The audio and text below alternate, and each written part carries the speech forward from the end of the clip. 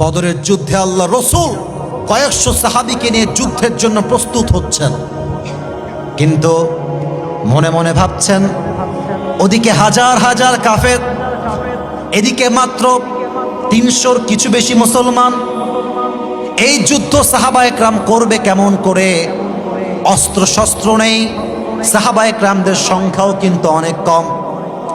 এর মাঝে এক সাহাবী দাঁড়িয়ে গিয়েছে, ডাক দিয়ে বলছে, ইয়া রাসূলুল্লাহ, ইয়া হাবিবাল্লাহ, ইমদি বিনা হাইতু মা তাশা হাইতু মা আমারাকাল্লাহ। হে রাসূল, আপনার আমাদেরকে যেমন ভাবে মনে চায়, যেমন করে মনে চায় যুদ্ধের জন্য আমাদেরকে নিয়ে চলেন। ইন্না লা নাকুলু কামা ক্বালাত বানু ইসরাঈল লিমূসা, আমরা বনি ইসরাঈলের মতো বলবো না, হে মূসা ইযহাব আনতা ওয়া রাব্বুকা ফাকাতিলা ইন্না হাহুনা কাঈদুন।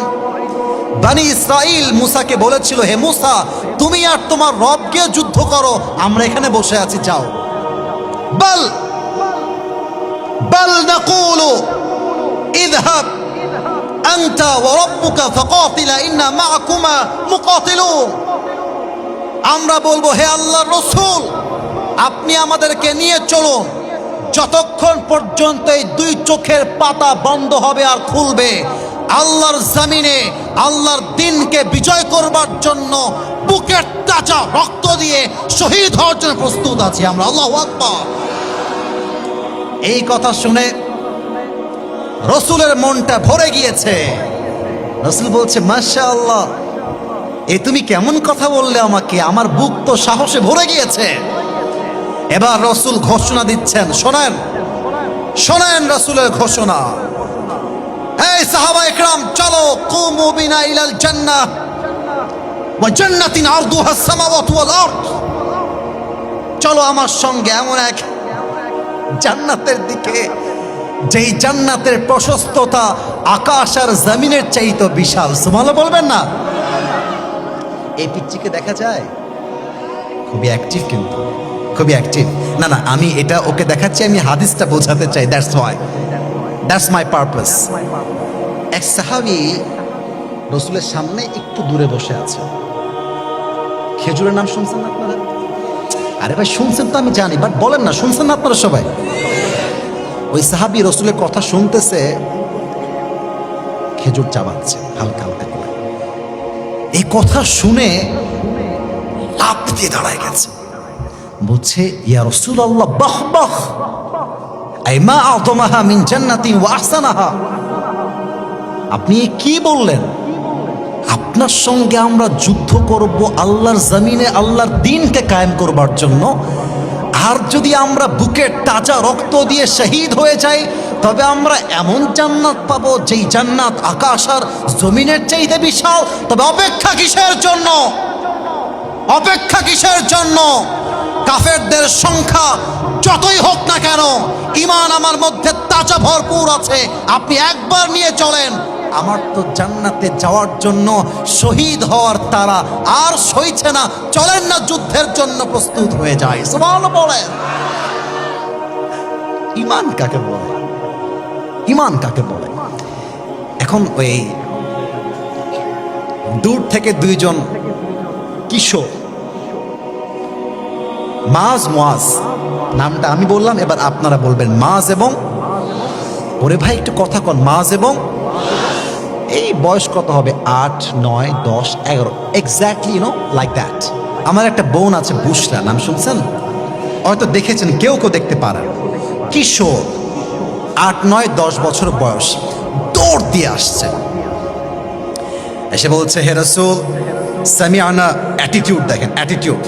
অ্যাটিটিউড কাকে বলে? সাহস কাকে বলে? ইয়া রাসূলুল্লাহ, সামিআনা আন্নাল আদাদা কালিল ওয়াল মুজাহিদিনা মুহতাজুন ফাদাগনা নুশারিক ফিল কিতাল। হে রাসূল, আমি শুনেছি আপনাদের যুদ্ধের জন্য সেনা দরকার, আর্মি দরকার, সৈন্য দরকার। আমরা এসেছি যুদ্ধের জন্য, আপনারা আমাকে সেনা হিসেবে নিযুক্ত করে দেন। আমি মুজাহিদ হয়ে আসছি, you know, just like this baby, just like this guy. এর মতোই বয়স হবে, কিশোর, 8, 10, 11 বয়স। রসুল ওদের দিকে তাকায় আছে, ইয়ার ইয়ে মানে ক্যা শুন লিয়া, কি বললো এরা, এরা যুদ্ধ করবে। তো দেখেন রসুলের মায়া কত বেশি, ভালোবাসা কাকে বলে, স্নেহ কাকে বলে, আদর কাকে বলে। বলছে বাবুরা কাইফা তুকাতিলা, আরে তোমরা যুদ্ধ করবা কেমনে, ইয়া বুনাইয়া আনতুমা সিগারুন, তোমরা তো বাবু, লা কুওয়াতা লাকুমা ওয়ালা তাস্তাতিআনি হামলা সাইফ, আরে তোমরা যে যুদ্ধের জন্য তরবারি তুলবা এই শক্তি তো তোমার নাই। বাবু বাসায় যাও, গিয়ে মজা করো, খেলে বেড়াও। এবার দুইজনের ইগোতে হার্ট করছে, আরে আমরা আসলাম মুজাহিদ হিসেবে, আর আল্লাহ রসুল বলছে বাবু তোমরা ফিরে যাও, ইগোতে হার্ট হয়ে গেছে। এবার বাবুরা বলছে ইয়া রাসূলুল্লাহ একটাবার চান্স দেন না, একটাবার সুযোগ দেন না, তখন আমি বুঝাই দিব কত ধানে কত চাল, ঠিক না বলেন। একজন বড় ভাই একজন ছোট ভাই, রাসূল বলছেন যাও তোমাদের প্রয়োজন নেই, তোমরা যে বলেছো এতেই আমি রাসূল খুশি হয়ে গেছি। কিন্তু নাছর বান্দা ছাড়তেই রাজি না। বড় ভাই বলছে হে আল্লাহর রাসূল আমার ছোট ভাই বয়সে কম, শক্তিতেও কম, ফাদাল্লি বিল মুশারাকা, let me join in the battle, আমি বয়সে বড়, শক্তিও বেশি, আপনি আমাকে নেন, আমি মুজাহিদ হয়ে কাফেরদের কল্লাকে দেহর থেকে বিচ্ছিন্ন করতে চাই। আল্লাহু আকবার। রাসূল বলছে তো মহাবিপদে পড়লাম। এবার ছোটটা বলছে আমার ভাই উল্টা বলছে, হে বেটা খালি দেখতেই বড়, বয়সে বড়, কিন্তু শক্তি আমার বেশি। রাসূল বুঝে গেছে এরা না গিয়ে ছাড়াবে না। তো রাসূল বলছে ঠিক আছে, আমি কেমনে বুঝবো কার শক্তি বেশি, তোমরা দুইজন মিলে কুস্তি খেলো, বোঝা যায় নাকি যায় না, রেসলিং WW চ্যাম্পিয়ন আছে না নাই, কুস্তি করো। এখন এটা বোঝাবার জন্য আমি একটু পেছনে গেলাম, আমাকে শুনতে সমস্যা হলেও দেখে ফেললে আমার কথা আপনি আমার প্যাটার্নে বুঝে যাবেন, আমার অভিনয়ে বুঝে যাবেন। আমি হলাম বড় ভাই, এটা আমার ছোট ভাই সোনামণি। এটা তোমার নাম কি বাবু? সিয়াম, মাশাআল্লাহ সুন্দর নাম। রোজা, ওকে দেখলে বোঝা যাচ্ছে রোজা মানে খুব বেশি লাগছে, গায়ে গোস্ত খুবই কম মনে হচ্ছে, আল্লাহ ওকে নেক হায়াত দান করুন, পড়ে সবাই আমিন। এখন সিয়াম হচ্ছে আমার ছোট ভাই, আমি হলাম বড় ভাই। রাসূল বলছে চলো তোমরা ফাইট করো, কুস্তি। আমি চান্স পেয়ে ওরে উল্টায় দিছি, ফেলায় ওর বুকের উপরে উঠে গলায় এমনি জাস্ট লাইক দিস, এমন করে। এখন ছোট ভাই, আরে ভাই ভাইয়ের ভালোবাসা খুব ভালোবাসা, এটা মারাত্মক ভালোবাসা। আরে ভাই ভাইয়ের যে পরিবারে মিল আছে সেই পরিবারকে কেউ ভেঙে দিবে এমন বাপের বেটা জন্মগ্রহণ করে নাই পৃথিবীতে। তো ভাই এমনি চোখটা, এই দেখেন আমার চোখ দেখেন, চোখ টিপ মারছে বড় ভাইকে, বলছে ভাই একসঙ্গে খেলিস, একসঙ্গে মজা করিস, যুদ্ধে একা যাবি, আমারও নিয়ে চল, শক্তি একটু কমা। ভাই ভাই তো ভাই ভাই, বড় ভাই সব ফেলতে পারে, বাট ছোট ভাইয়ের আবদার আর শখ সে কখনো হাত দিয়ে ফেলতে পারে না, ঠিক কিনা বলেন সবাই আপনারা। বড় ভাইয়ের মনটা গলে গেছে, বড় ভাই শক্তি ছেড়ে দিয়েছে, আর ছোট ভাই রেখে ধরে লে এক ধাক্কা দিয়ে বড় ভাইকে ফেলাই দিয়ে বড় ভাইয়ের বুকের উপরে বসে বলছে হে রাসূল আগেই বলেছিলাম আমার শক্তি বেশি, আপনি শোনেন নাই। রাসূল বলছে তোমরা এদিকে আসো, এদিকে আসো। এই দেখেন এই ডান হাত দিয়ে মাছকে, বাম হাত দিয়ে মুয়াজকে এমন করে বুকের সঙ্গে জড়াই ধরে বলছে হে আল্লাহ, এই দুইজন বাচ্চা ছোট হতে পারে বাট এদের ইমানের জোর এত বেশি আছে, একটা বাচ্চা 1000 কাফেরের সমান। ফাআযিনতুমা জামিআন ফিল কিতাল, চলো তোমাদেরকে আমি যুদ্ধের জন্য আমি রাসূল পারমিশন দিয়ে দিলাম। সুবহানাল্লাহ পড়বেন না? লম্বা হাদিস, মেইন মেসেজটা দিতে চাই। যুদ্ধ শুরু হয়ে গেছে,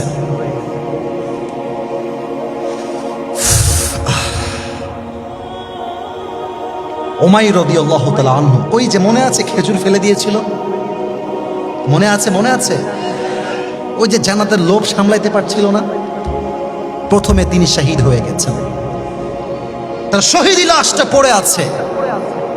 আল্লাহ রসুল তার কাছে আসছেন, ডাক দিয়ে বলছে, ইয়া উমাইর, কিছুক্ষণ পূর্বে তোমার যে জান্নাতের জন্য তস হয়েছিল না, হাতের সবগুলো খেজুর ফেলে দিয়েছিলে আমার ভালোবাসায়, ইসলামের ভালোবাসায়, আল্লাহর ভালোবাসায়, আল্লাহর জমিনে আল্লাহর দ্বীনকে বিজয় করবার জন্য একটা মুহূর্তের জন্য ভাবো নাই। হে উমাইর, আমি তোমার জন্য সাক্ষী দিলাম রাসূল হয়ে, ওয়াল্লাহি ইন্নাকা মিন আহলিহা, তুমি যেই জান্নাতের অপেক্ষায় ছিলে এখন তুমি সেই জান্নাতের বাসিন্দা হয়ে গিয়েছো। রাসূল সামনের দিকে এগিয়ে গেলেন। মাআজ আর মুআজ যুদ্ধ করছে। এক সাহাবী, তার নাম হলো আব্দুর রহমান বিন আউফ, চাচার বয়সী। মাআজ আর মুআজ বলছে, ও চাচা যান, আমরা একটা খবর জানতে চাই, বলা যাবে নাকি? বলছে, বলো, কি খবর জানতে চাও? বলছে, আবু জাহেলটা আসলে কে? হে বেটার নাম কি, সে থাকে কোথায়? বলছে, ওর নাম আসলে আবু জেহেল, ও এখানেই আছে, কিন্তু কোথায় আছে আমাদেরকে বলতে হবে। তা আব্দুর রহমান বিন আউফ বলছে, তোমরা আবু জেহেলকে দিয়ে কি করবা? রাসূলের মুহাব্বত। মাআজ বলছে, চাচা যান, আমি শুনেছি আবু জেহেল আমার নবীকে অনেক কষ্ট দিয়েছে, অনেক আঘাত করেছে, মক্কার থেকে নবীকে বের করে দিয়েছে ঘাট ধাক্কা দিয়ে। ওই আবু জেহেলকে আমরা দেখতে চাই। এবার আমার ডান হাত দেখেন, look at my right hand. Abdur Rahman bin Auf বলছে, ওই দেখো দূরে কয়েকজন লোক ঘিরে আছে, ওর মাঝে ঘোড়ার পিঠে যে চড়ে আছে এটাই হচ্ছে আবু জেহেল। এই কথা যখনই শুনতে পাইছে, মাআজ আর মুআজ, পিচ্চি মানুষ তো, দৌড় দিয়েছে। আর যে কাফেররা ধরে আছে ঘিরে, ওরা বাচ্চা মানুষ দেখে পরোয়া করে নাই। কথায় আছে ছোট মরিচের, আপনার না বললে ওয়াজ করি কেমন করে, ছোট মরিচের। মাআজ আর মুআজ গিয়ে আবু জেহেলের ঘোড়া একটা লাথি দিয়েছে। আবু জেহেল চিৎপটাং হয়ে উল্টায় জমিনে পড়ে গিয়েছে। আর আব্দুর রহমান বিন আউফ পেছন থেকে দৌড় দিয়ে এসে একটা আঘাত করে আবু জেহেল্লার কল্লা তার জীবন থেকে, তার মাথাটা তার দেহ থেকে বিচ্ছিন্ন করে ছিটকে ফেলিয়ে দিয়েছে। আল্লাহু আকবার। মাত্র 313 জন সাহাবী আর হাজার কাফের। নবীর ভালোবাসা না থাকলে আর তাওয়াক্কুল না থাকলে এই বিজয় কখনো সুনিশ্চিত হতে পারতো না, ঠিক কিনা বলে? এখানে আওয়ামী লীগের ভাইরা থাকতে পারেন, বিএনপির ভাইরা থাকতে পারেন, জামাত ইসলামের ভাইরা থাকতে পারেন। আমি কিন্তু কোনো রাজনৈতিক বক্তব্য দেওয়ার জন্য স্পেসিফিকলি এখানে আসি নাই। তবে মাথায় রাখবেন, রাজনীতি এটা ইসলামের বাহিরে নয়। যদি কারো দ্বিমত থাকে আপনি আসেন, আর বুকের পাটা থাকলে বলেন যে ইসলামে রাজনীতি নেই। আপনার মাথায় এটা বুঝতে হবে। যদি আপনার মাথা বলে ইসলামে রাজনীতি নেই, কোরআনে রাজনীতি নেই, তবে আপনি নামে মুসলমান হয়েছেন, কাজে আপনি মুসলমান হতে পারেন নাই।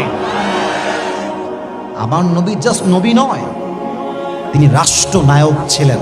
এই ওয়াজ আমরা করি না কেন? কথা মনে হয় বোঝেন না আপনি। আমার নবী তো শুধু নবী না, রাষ্ট্রনায়ক ছিলেন তিনি। আচ্ছা, একটা দাবি করেই ফেলি আজকে, দেখা যাক আপনারা কি খেপে যান না একমত হন। আপনাদের রেসপন্সই বলে দিবে। রসুলের ভালোবাসার থেকে দাবি পেশ করতে চাই, আগামীর সরকার কোনো নারী হবে না। আগামীতে সংসদে প্রধানমন্ত্রী হিসেবে আমরা কোন নারীকে দুই চোখে বরদাস্ত করতে পারবো না। দেশটাকে শেষ করে ফেলছে এই নারীরা। না না না, সব নারী না আপা, এবং যারা ছিল তারা না। আমি কাউকে ডিসরেসপেক্ট দিয়ে বলছি তা নয়, বাট মাথায় রাখতে হবে যেই জাতির নেতৃত্বে নারী থাকবে, সেই জাতির উন্নয়ন কখনো সুনিশ্চিত হতে পারে না।